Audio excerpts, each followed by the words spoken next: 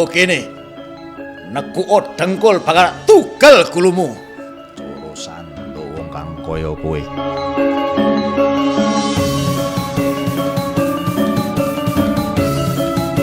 Cintai setiap budaya di mana kita berada. Itu yang Sunda, itu yang Jawa, itu yang Dayak, itu yang semua.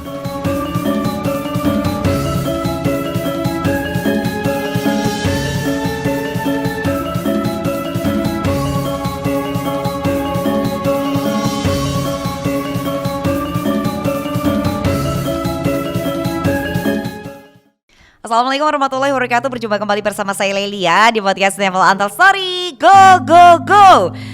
Sejarah membuktikan bahwa bangsa Indonesia itu mempunyai peradaban dan kebudayaan yang tinggi. Nah, bukti-bukti sejarah ini membuktikan adiluhungnya kebudayaan Nusantara, seperti halnya situs Gunung Padang yang berada di Cianjur, Candi Borobudur yang berada di Magelang, Candi Prambanan yang berada di Yogyakarta, dan masih banyak lainnya.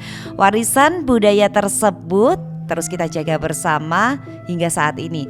Dan salah satu budaya yang sampai saat ini masih terjaga adalah kesenian gamelan dan juga wayang kulit. Nah, kenapa saat ini saya memakai baju kebaya? Karena tamu kali ini sangat spesial. Siapakah dia? Beliau merupakan seorang prajurit TNI Angkatan Laut yang terus menjaga budaya Jawa. Merupakan salah satu perwira TNI Angkatan Laut yang cinta budaya wayang adalah Mayor Laut Teknik Harso Widi Santoso. Menjadi dalang wayang adalah pilihan selain menjadi prajurit Jalasena.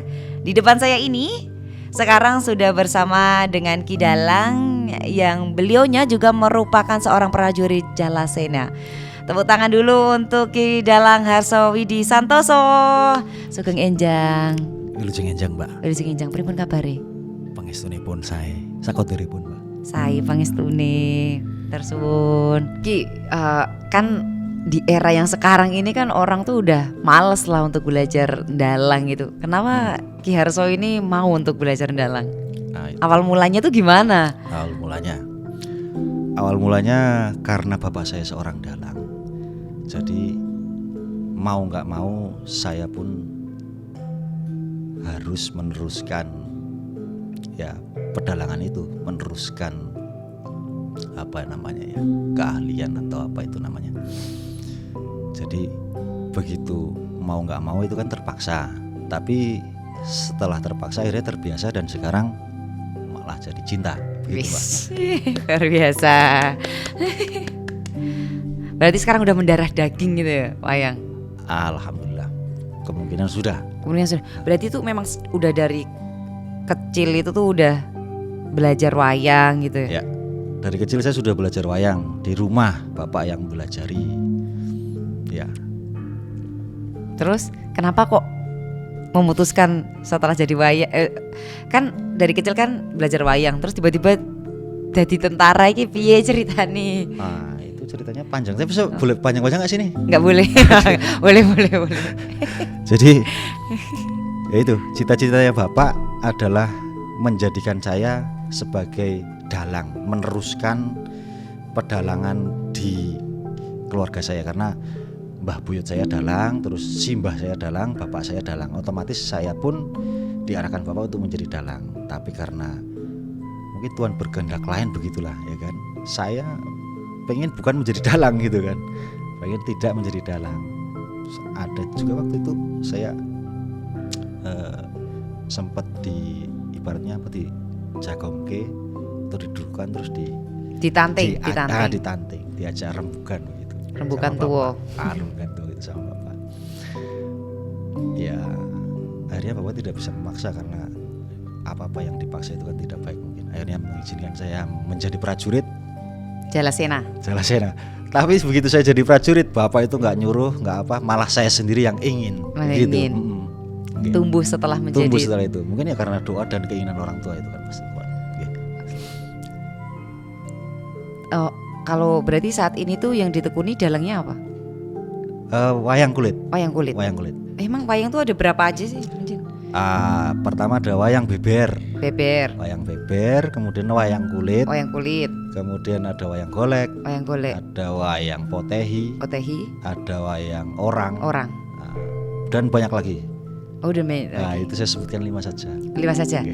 Nah saya itu sebenarnya itu juga pecinta wayang nih Ki. Oh begitu. Iya sebenarnya itu. Nah saya itu sering tertarik dengan cerita-cerita pewayangan gitu loh. Nah Ya. menurut Ki Harso itu cerita pewayangan apa yang paling menarik? Cerita pewayangan yang paling menarik adalah ceritanya Prabu Dasamuka bertempur dengan Sri Rama. Coba dong diceritain sedikit. Singkat aja ya. Singkat aja. Jadi perspektif yang umum itu adalah Prabu Dasamuka atau Rahwana itu. Dia adalah seorang penjahat yang mencuri istrinya orang lain gitu. Nah nggak boleh nih. Nah itu kan nggak boleh. Itu dari perspektif umum sekarang. Tapi sebetulnya Prabu Dasamuka itu tidak mencuri istrinya orang lain. Istrinya orang lain kan perspektifnya sekarang kan, atau orang-orang lebih banyak tahu Prabu Dasamuka mencuri Dewi Sinta, yang Dewi Sinta itu adalah istrinya Sri Rama. Nah ternyata dari perspektif atau sudut pandang yang berbeda, si Dewi Sinta itu adalah anaknya Rahwana. Wah. Jadi dia ngambil anaknya. Nah, itu menarik. Kalau saya uraikan atau saya jelaskan dengan panjang itu 1 malam, mungkin bisa 2 malam itu. Nah, singkatnya lah begitu. Singkatnya begitu. Oh, menarik Berarti, sekali. nah kan menarik tuh menurut Ki. Nah itu yang bisa kita terapkan dalam kehidupan tuh apa? Nah, jadi dalam kehidupan bisa kita terapkan. Jangan kita memandang dari satu sudut pandang. Kita harus mempunyai apa istilahnya? Memandang dari segala sisi.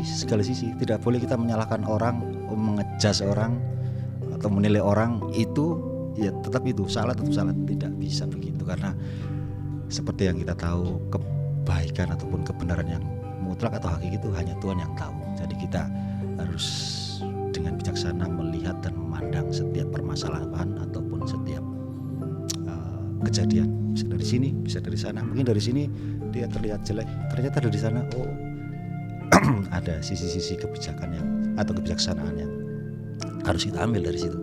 Iya. Demikian. Emang cerita pewayangan tuh banyak memberikan makna tersendiri untuk kehidupan gitu loh. Jadinya kita tuh belajar wayang tuh juga bisa untuk kehidupan sehari-hari gitu ya kan Wayang, Ki? iya betul. Wayang sendiri kan artinya wayang itu kan bayang atau bayangan Bayangan. gitu ya, bayangan. Ya tentang kita nih, sifat-sifat kita, Iya. kehidupan Kayak kita. di gunungan gitu kan? Ya, betul. Gunungan itu kan kehidupan ya. Ya. Nah, pernah nggak sih kayak ada yang bilang, ngapain sih kamu wayangan wis zaman erane wis gaul kok ngene kok Iya. wis dolan wayang we. Ada nggak, pernah nggak Pernah. dengar omongan kayak gitu? Iya, iya. Terus tanggapannya Ki gimana? Dulu sih pernah, tapi itu jarang sekali karena sekarang saya rasa kawan-kawan atau generasi-generasi sekarang tuh sudah semakin terbuka, tidak terdikte gitu loh. Karena dulu kan saya pernah, ini contohnya, saya dulu pernah foto dengan menggunakan belangkon begini gitu kan. Itu dikomentari salah satu kawan begitu loh. Sekarang sudah alih profesi menjadi dukun. Nah, contohnya begitu kan. Iya. Itu kan hampir-hampir begitu loh. Tapi itu adalah pada saat itu saya yakin beliaunya itu masih terdikte atau terdikte oleh omongan-omongan orang bahwa kalau ini adalah begini. Kalau sekarang di era sekarang itu eranya terbuka. Seseorang tidak bisa terdikte, karena kita bisa ingin tahu sesuatu bisa kita cari sendiri, bisa kita bertanya sendiri tanpa harus mendengarkan diktean atau doktrin-doktrin yang dulu lalu begitu. Iya.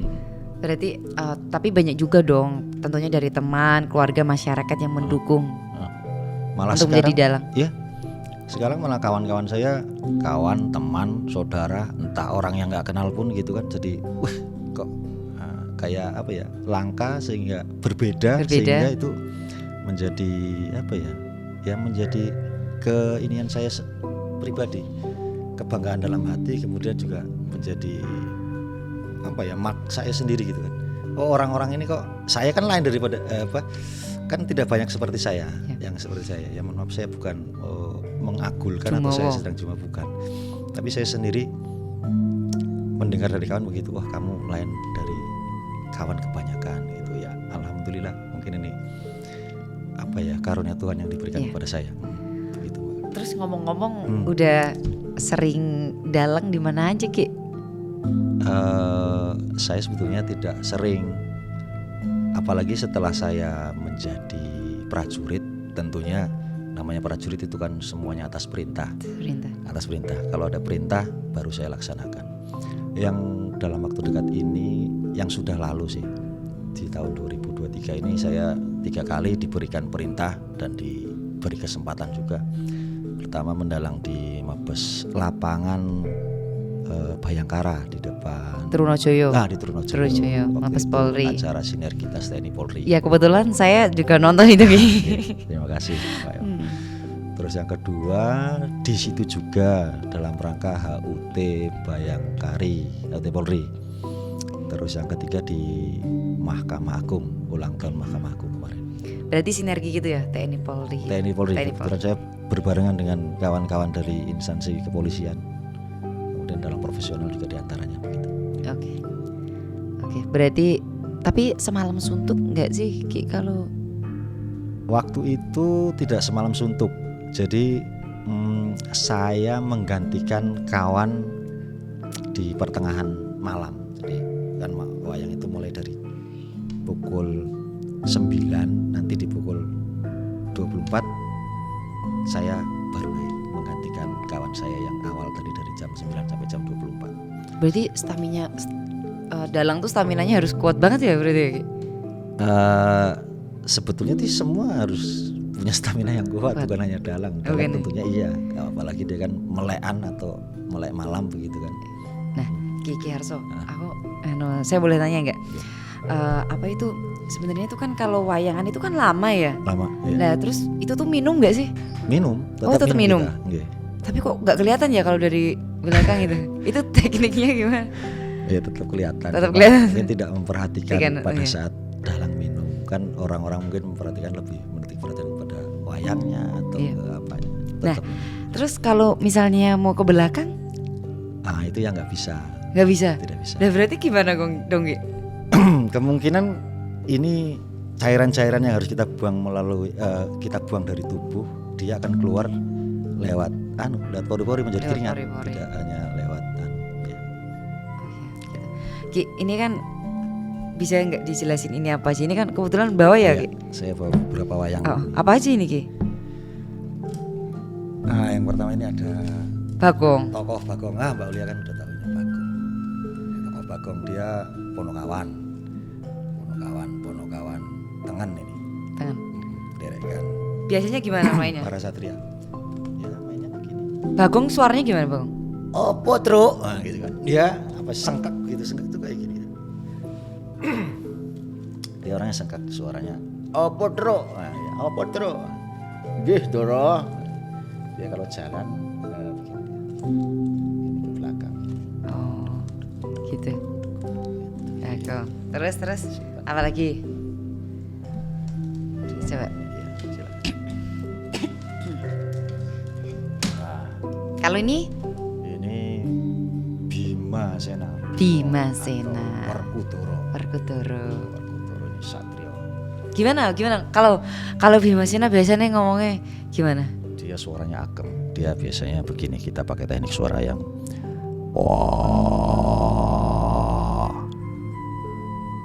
aku Werkudara Satrio ing Jodipati. Kalau Bima Sena tuh cenderung ini ya, berwibawa gitu. Ya, dia berwibawa. Ya. Soalnya dari suaranya kan kelihatan berwibawa. Agem gitu ya. Agem, tenang. Kalem dia. Gini kalem. Kalau ini apa gitu? Nah, ini tokoh yang tadi, ini idola saya. Idola. Salah satu idola. Ini Rahwana ini. Rahwana. Suaranya ini agak keras. Boleh di sini suara. Boleh. Woi lah. Yo bandaku, yo donyaku, yo ngamalku dewe. Ya, dia keras orangnya. Oh, gitu. Tapi dia gemar mencari ini. Oh, Ki, kalau semisal, bukan kalau semisal sih, tapi dari semua tokoh wayang ini yang menjadi kayak kata orang sekarang tuh role modelnya Ki Ki Harso itu siapa? Waduh, saya enggak. Kalau saya itu, saya punya si tokoh idola gitu atau ini yang saya banget gitu, maksudnya begitu ya. Tapi sebetulnya wayang ini bukan satu daripada si tokoh A itu adalah perwakilan saya. Kalau saya tidak begitu. Saya terkadang itu menjadi Rahwana, terkadang saya menjadi Bagong, terkadang saya menjadi Bima. Bukan berarti mencela-mencel ya atau tidak teguh, tapi itulah manusia. Jadi wayang-wayang ini mewakili sifat-sifat di mana kita pas lagi ketemu dengan umpamanya pulang kerja macet di jalan, terus kemudian ada maaf ya senggolan dikit itu serempetan di jalan, itu pasti emosi tinggi. Itulah Rahwana lagi kita sedang menjadi Rahwana gitu kan. Pas lagi umpamanya ketemu sama kawan itu udah lama nggak berjumpa dengan kita gitu kan, itu kita suka ingat-ingat masa lalu terus kita ngelucu-lucu, jadilah kita Bagong. Oh iya, berarti di semua perannya pewayangan ini bisa kita terapkan diri kita sendiri ya? Iya. Pada diri kita sendiri. Dalam diri kita ada Rahwana, ada Sengkuni, ada Bimo, ada Sengkuni juga. Ada pasti. Oh iya. Iya. Tapi susah-susah gampang juga sih Ki untuk nerapinnya. Iya. Tapi kan bisa dipakai buat belajar ya, buat sehari-hari gitu loh. Ya. Buat behavior, buat perilaku kita. Gitu? Bisa. Tapi ini ngomong-ngomong kok ada angkatan lautnya ya? Iya, angkatan laut banget. Ternyata Ki Harso nih. Iya. Ada logo lambang jangkarnya.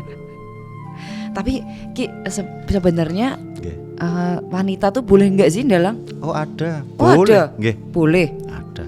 Boleh sekali mendalang. Tapi banyak dalang putri. Dalang putri bukannya itu sinden kali Ki? Ya sinden atau waranggono itu kan umumnya memang oleh mbak-mbak atau oleh kaum putri. Kalau waranggono, saya pernah dengar kata waranggono. Waranggono artinya apa ya Ki? Waranggono itu dari dua kata, woro dan anggono. Maksudnya pendalang wanita itu loh. Oh ada. Tetap ada. Ada. Sekarang yang baru-baru ini kan kayak yang kecil itu, mohon maaf. Woro Mustiko itu kan mendalang, dia masih remaja. Oh. Terus kemudian ada. Bukannya kalau Elsa tuh ini dia kayak Elisa itu bukannya dia apa ya? Kayak. Ya sekarang dia lebih menekuni di sini. Oh, tapi dia dalam juga. Keren berarti. Berarti keren. Terus di era sekarang ini nih Ki, susah nggak sih mengajak masyarakat untuk mencintai wayang kulit sendiri tuh? Saya dari rumah saja mungkin saya akan bercerita dari rumah anak saya itu kan, karena mungkin masih kecil dia pun jarang mendengarkan atau jarang melihat, jarang itu maksudnya ya pernah melihat tapi jarang sekali, itu mungkin akan susah. Kemungkinan kalau saat masa sekarang di daerah tertentu itu pasti ada yang gampang, tapi untuk daerah saya sendiri kayak Jakarta ini ya gampang-gampang susah. Sebetulnya kalau kita tahu itu maksudnya tahu maknanya. Bukan. Apa? Ya bisa begitu. Tapi maksud saya adalah kalau kita tahu, contohnya begini. Pada saat dulu saya di Jakarta, saya itu kan nggak tahu bahwa di Jakarta itu ternyata setiap weekend itu Sabtu, Minggu. Kadang-kadang Senin itu wayangan selalu. Di mana Ki? Di sekitar Jakarta ini. Masa sih? Loh kan? Karena Bolia nggak tahu. Sama seperti saya pada saat saya pertama datang ke Jakarta, nggak tahu. Begitu saya ketemu dengan orang, orang itu kebetulan cinta wayang, pecinta wayang. Akhirnya saya ketemu dengan banyak orang atau satu perkumpulan begitu, komunitas. Akhirnya jadi tahu, ternyata di Jakarta banyak wayang. Setiap malam Minggu saya dulu bujang atau masih saya masih tidur dulu dalam. Itu setiap kalau nggak malam Sabtu, berarti mulainya dari hari Jumat ya, malam Sabtu, malam Minggu, malam Senin kadang-kadang ada. Setiap minggu itu di seputaran Jakarta ini, pusat, entah itu di timur, entah itu di Bekasi yang komunitas ya? Komunitas ya? Komunitas informasinya dari komunitas, tapi pegelarannya ya ada Pak Mantep, ada dalang bagus. Mungkin sekarang kalau diberitahu akhirnya pun masih seperti sekarang. Minggu lalu ada, minggu lalunya ada. Dan yang nonton di Jakarta Semalam Suntuk. Mbak Ulia tahu nggak kalau di Jakarta itu yang nonton siapa? Jadi mulai dari adik-adik itu anak-anak kecil. Terus mas-mas itu sebaya kita atau sebawah kita. terus Pak D, Bude sampai jadi dari berapa generasi itu ngumpul kalau di Jakarta nonton itu. Oh iya ya. Dan Keren. yang hebat lagi di Jakarta itu rata-rata penonton tuh sampai pagi baru bubar. Nggih, Saya demikian. pikir cuman di Gunung Kidul aja, ternyata di Jakarta juga masih ada. Cuman kitanya sendiri aja yang nggak tahu. Belum Saya tahu. kira tuh udah kayak mulai luntur gitu loh Ki. Terus Nggak. kayak Wayang tidak akan luntur saya kira, dan saya yakin sekali itu. terus pernah nggak sih Ki Harso itu kayak ngajak masyarakat, ngajak anak muda itu tuh kayak ayo tuh belajar wayang. Kalau kalian toh pun kalian nggak bisa dalang, kalian bisa belajar dari ceritanya pewayangan untuk Ya. kehidupan, diimplementasikan dalam kehidupan sehari-hari gitu. Ya. Ngajaknya itu gimana? Anda biasanya kalau kita ngajak, saya sendiri ngajak paling anak saya kan perempuan. Tapi biasanya ini kasus yang berbeda tapi masih sama lah saya rasa. Biasanya itu kawan ya, kawan itu dia nggak saya ajak tapi dia datang ke saya, kemudian dia minta saya untuk cerita. Cerita Itu apa? banyak sekali. Oh tuh. banyak kayak gitu. Datang ke saya, ayo cerita ini. Kadang-kadang dia bertanya apa, nanti saya ceritakan tentang wayang ini. Padahal dia tanya bukan soal wayang, tapi saya ceritakan tentang wayang. Ya itu dari itu suka. Akhirnya kawan 1, kawan 2, kawan 3, sampai banyak.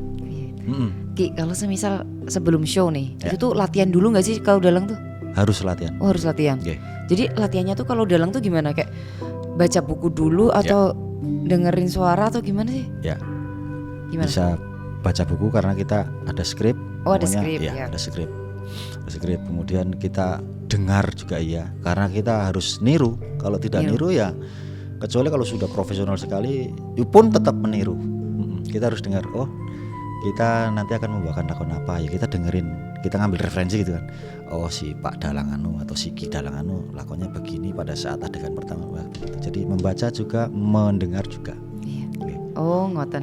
Lah, nah ini nih Ki, kan Ki Harso ini juga prajurit Jalasena. Nah di KRI pula, di KRI Rigel bayangin. Jadi selain dalang, Ki Harso ini juga seorang prajurit Jalasena yang saat ini bekerja di KRI Rigel 933 yang pasti masyarakat luas sudah tahu lah kemampuan KRI Rigel itu apa. Setiap ada SAR pasti yang diterjunkan KRI Rigel. Ya enggak? Bukan ya enggak Ki? Salah satunya. Salah satunya ya kan. Nah itu membagi waktunya tuh gimana Ki? Kan harus ikut layar juga kan Ki? Ya layar. Layar tetap. Ya. Berarti kalau KRI layar tetap ikut layar. Ikut layar dan dalang juga. Dalang. Nah itu bagi waktunya gimana?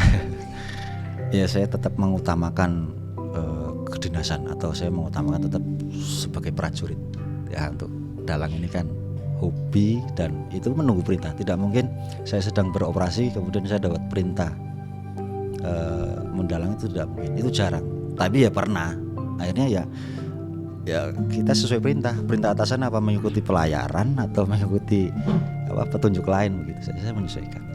Oh gitu. Saya- Jabatannya apa tadi? Padif. Oh nah, saya kepala departemen mesin. Kadepsin. Kadepsin. Oke. Berarti selain jadi Kadepsin di KRI Rigel 933 juga dalang. Luar biasa. Saya nggak kebayang kalau semisal habis pulang layar, Ya. terus tiba-tiba dapat perintah, besok ada wayangan. Pernah nggak kayak gitu sih? Itu belum pernah. Oh, belum Tapi pernah. Yang pernah itu saya sedang operasi berlayar, kemudian saya dapat perintah juga untuk dalang. Di mana?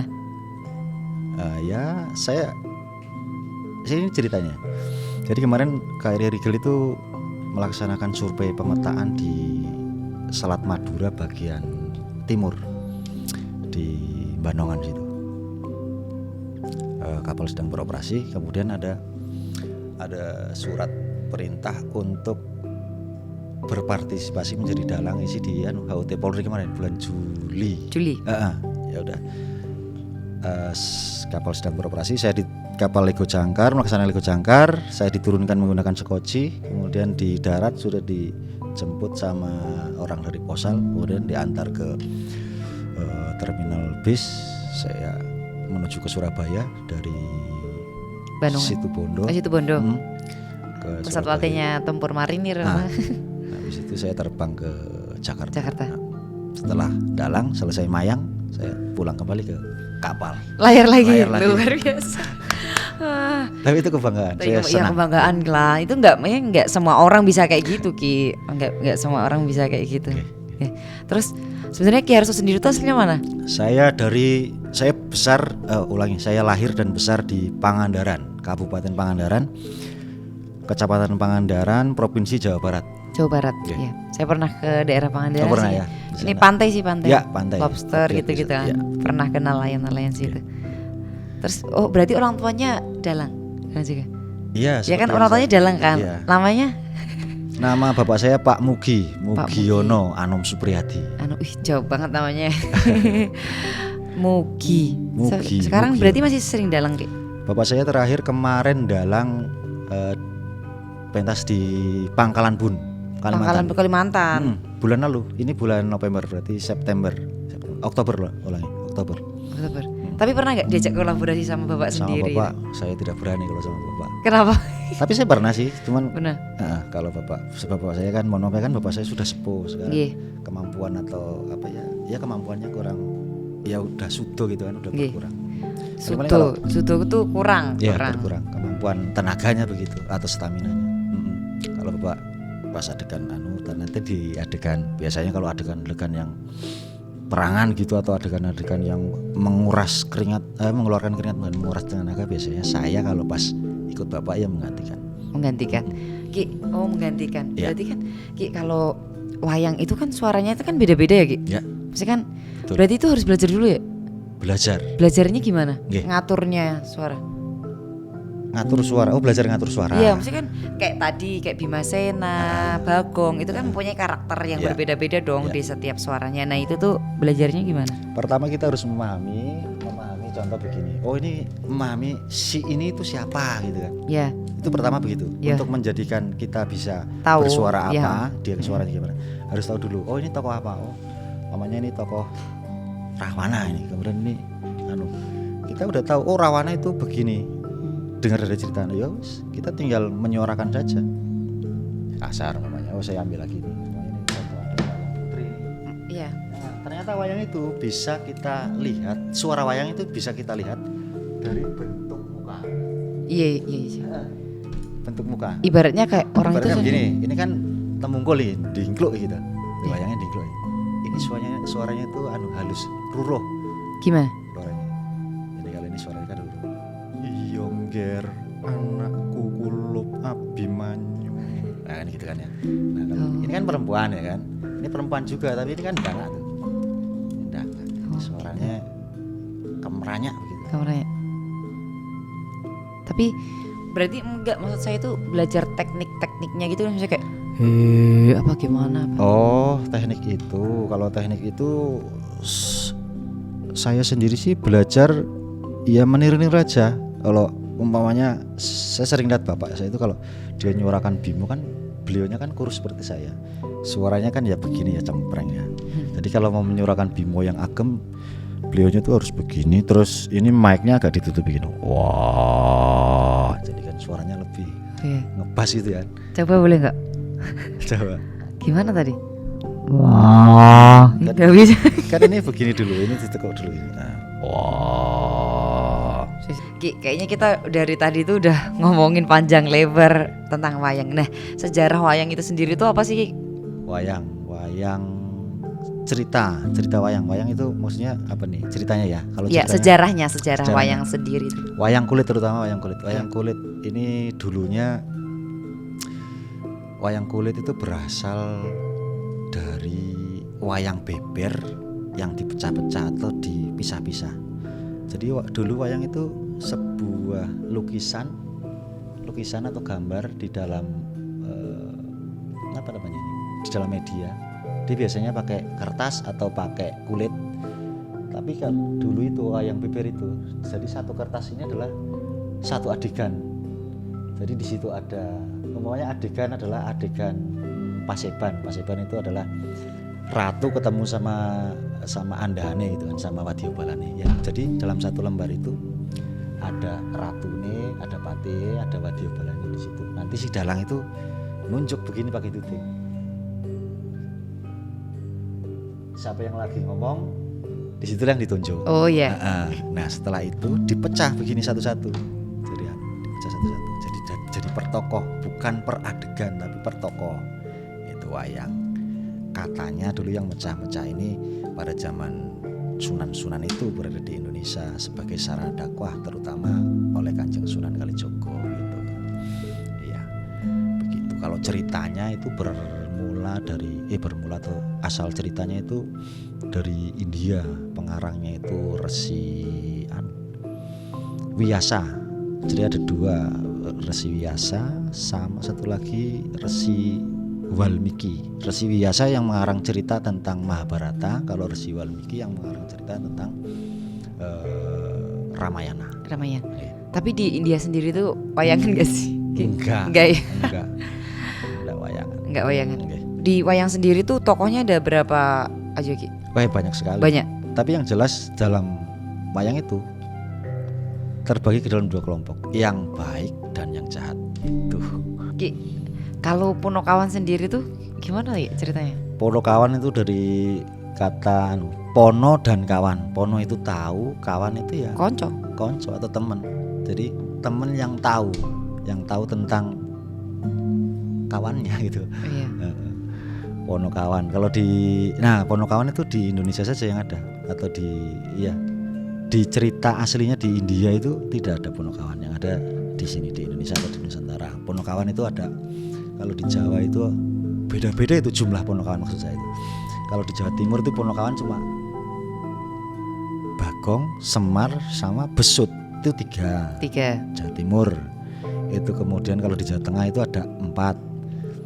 Semar, Gareng, Petruk sama Bagong. Itu di Jawa Tengah bagian yang O. Kemudian kalau Jawa Tengah bagian yang A, ngomongnya A itu ya, apa, ngapa atau apa gitu, yang ngapa-ngapa begitu, itu ada 4 juga. Tapi urutannya berbeda itu. Semar tidak ada Bagong tapi jadi Bawor, kemudian Gareng dan Petruk begitu. Nanti kalau ke Cirebon, Jawa bagian barat itu ada jumlahnya itu lebih banyak lagi, bukan cuma 4. Saya kurang tahu, kalau tidak salah ada 11 atau 9 begitu Ponokawan itu. Ponokawan itu tugasnya dia ngemong, dia kan pamomong begitu, ngemong para kesatria. Ponokawan itu ada 2 jenis. Ada Ponokawan yang ngemong satria-satria yang berhambek kebaikan atau satria-satria baik. Kemudian ada juga Ponokawan yang ngemong satria-satria yang jahat atau tokoh-tokoh yang jahat. Dia fungsinya mengingatkan. Dia mengingatkan kalau Ponokawan kesatria-kesatria baik itu yang mengingatkan kalau hati-hati di sana Ndoro, maunya gitu kan. Hati-hati di sana Ndoro. Di sana biasanya nanti biasanya kan begini, ini ada tokoh ini kan Permati. Permati ini sukanya kan salah satu kegemarannya adalah masuk hutan. Masuk hutan biasanya mupati ilmu atau mencari pengetahuan ke dalam hutan ataupun bertapa semiti. Biasanya selalu diingatkan sama Ponokawannya, hati-hati Ndoro, di hutan itu banyak binatang buas kayak gitu. Tapi cerita dari Punokawan sendiri yang bisa kita ambil dan kita pelajari untuk kehidupan tuh apa gitu? Ponokawan maksudnya adalah dia ini yang kita ambil dari Ponokawan adalah dimanapun atau setinggi apapun kita, ya kan, pada saat pencapaian kita tertinggi atau pangkat tertinggi ataupun derajat tertinggi, harus tetap menjadi Ponokawan. Dia harus mengingatkan. Jadi Ponokawan itu rakyat biasa. Satrio-satrio ini adalah penggede-penggede. Jadi lengkapnya penggede-penggede itu nggak mungkin akan bisa gede kalau tidak ada ini kroco-kroco ini. Ya. Itu. Jadi harus seimbang. Iya. Yang begitu. Ya. Bagus ya Ki, berarti tetap harus ingat di bawah gitu. Okay. Bagus. Terus oh iya Ki, saya tuh kan sebenarnya ya kan tadi dari awal saya udah bilang sebenarnya saya sering nonton wayang. Nah, tapi saya masih terus belajar. Nah, sebenarnya saya penasaran nih Ki. Kan kalau di wayang tuh biasanya ada yang gini kan. Gini nih. Oh iya. Nah, itu apa Ki? Itu ya. Ini kan? Itu gedok namanya. Gedok. Gedok itu dia mewakili atau menggambarkan detak jantung. Jadi kalau masih ada gedokan berarti jantung itu masih, artinya itu hidup. Masih hidup. Oh ya. Hidup. Gedok itu Gedhog itu melambangkan bahwa si wayang ini hidup, artinya adalah detak jantung atau krenteking jantung. Jadi kalau wayang sedang kalem, santai, dia gedhogannya santai. Gedhog. Nanti kalau gedhogannya sudah, nah itu wayang emosi. Jadi detak jantung itu semakin kencang, itu seperti orang emosi. Ki, mumpung di sini nih, saya kan jarang nih ketemu sama Ki Harso. Boleh nggak dicontohin dalang singkat aja, dalang singkat, maksudnya kayak pakai gedhogan, terus ada ceritanya, Jadi nanti di akhir kayak di result dari cerita ini tuh kita bisa belajar kayak gini ya. Oke. Oke.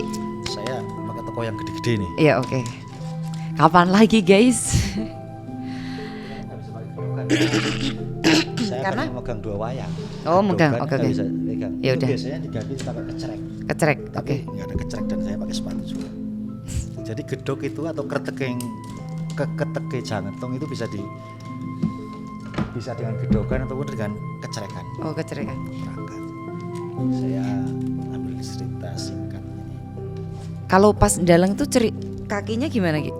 Biasa. Silo tumpang. Oh silo tumpang. Silo tumpang. Gini Mbak, ini saya mau ceritakan. Walaupun ini tokoh rawanan, tapi ini saya pinjam dulu. Ini saya jadikan tokoh Tokoh apa? tokoh Joro Sando. Joro Sando itu jahat juga, tokoh jahat. Oke. Nah, pokoknya di wayang itu hanya dia ceritanya begitu, kebaikan akan menang atau unggul daripada kejahatan. Ini ratu nih Angkoro. Angkoro Murko. Angkoro Murko. Ini Prabu Joro Sando, ini Werkudara. Prabu Joro Sando nanti yang menyampurnakan Prabu Joro Sando itu Werkudara ini. Prabu Joro Sando. Betul ya? Ini tantangan dulu. Woi, Werkudara. Maju kene. Neku dengkul bakal tugel gulumu. Joro Sando wong kang kaya kowe. Sukertaning bumi bakal tak sirnake. Weh, mati dening aku. Teler. Jatuh dia dipukul. Candak kepalanya benturkan ke tanah. Dos. Ambil lagi begini kan. Jambak dia. Terus tempeleng. Dar. Jatuh. Gini, banting, tendang. Dar. Sana. Biasanya begitu. Kalau lakon itu kalah duluan. Terus ini ketawa biasanya. Wah, tutup ke sana, susu. Nah ini akhir-akhirnya begini.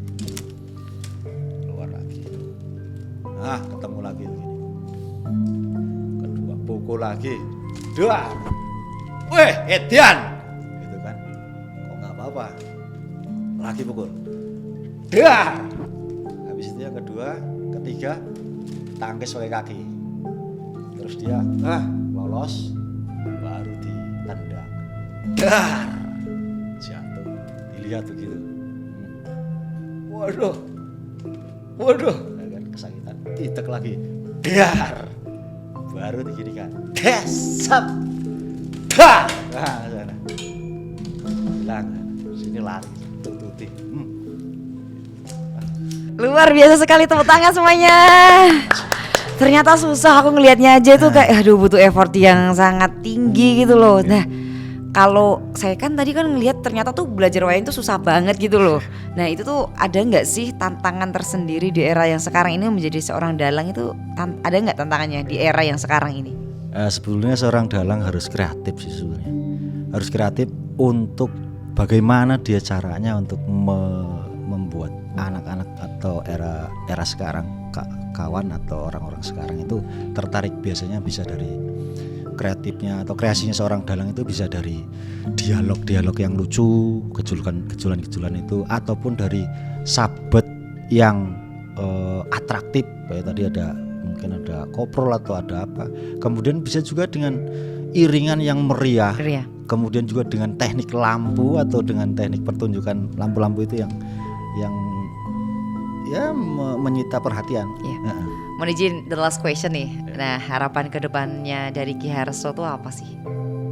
Baik, saya berharap ke depan nanti para prajurit TNI akan semakin banyak yang cinta ataupun yang bisa mendalang, sehingga ke depan kebudayaan ini akan tetap lestari dan terjaga. Kemudian untuk para masyarakat, cintai setiap budaya di mana kita berada. Itu yang Sunda, itu yang Jawa, itu yang Dayak, itu yang semua harus kita cintai dan kita jaga. Satu lagi paling terakhir. Weh. Saya mau harapannya itu pakai suara dari salah satu pewayangan. Baik. Pakai apa ini? Ya, terserah. Turu aja.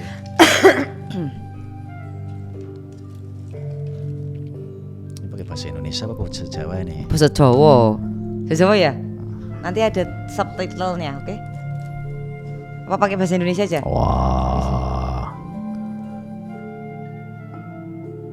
pangajabku besok tekaning kukuting dunyo wayang lan kabeh kabudayan Nuswantara tetep jayeng pawono. Wow, luar biasa sekali. Ternyata menjadi dalang itu susah karena kita harus menghafal lakon, menghafal gerakan, dan menghafal intonasi itu sangat susah. Nah, wes pokoknya angel, aku salut sama Dalang Ki Harso yang ternyata memainkannya dengan sangat bagus. Dan apa ya, ternyata jadi dalang tuh susah. Dan aku luar biasa, pokoknya jempol papat munggah kabeh tinggo Ki Harso.